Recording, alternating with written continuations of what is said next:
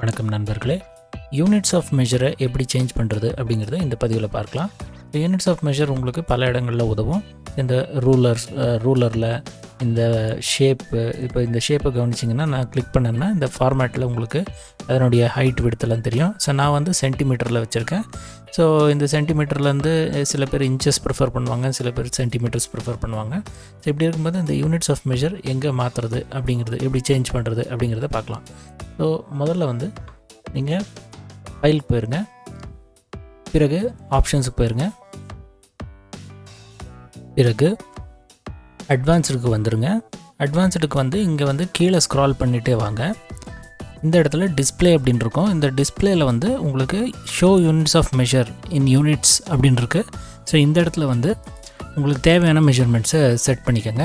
So நான் வந்து சென்டிமீட்டரில் வச்சுருக்கேன். உங்களுக்கு இன்ச்சஸ் தேவைப்படலாம், இல்லை மில்லிமீட்டர்ஸ் தேவைப்படலாம், பாயிண்ட்ஸு அல்லது பைகாஸ், இது எது வேணுமோ அதை நீங்கள் செட் பண்ணிவிட்டு ஓகே கொடுத்துருங்க. ஸோ ஓகே கொடுத்தீங்கன்னா அந்த மெஷர்மெண்ட் வந்து யூனிவர்சலாக எல்லாத்துக்குமே வந்து அப்ளை ஆகும்.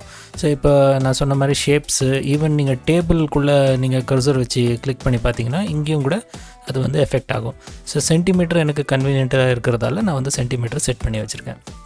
சரி நண்பர்களே, இந்த வீடியோ உங்களுக்கு பயனுள்ளதாக இருக்கும்னு நம்புகிறேன். ஸோ இதே போல் ஒரு நல்ல டாப்பிக்கோடு அடுத்த வீடியோவில் சந்திக்கிறேன். ஸோ இந்த வீடியோவுக்கு ஒரு லைக்கு கொடுத்துருங்க, பிடிச்சிருந்தால் ஷேர் பண்ணுங்கள். நம்ம சேனலை சப்ஸ்கிரைப் பண்ணலைன்னா சப்ஸ்கிரைப் பண்ண மறக்காதீங்க. நன்றி, வணக்கம்.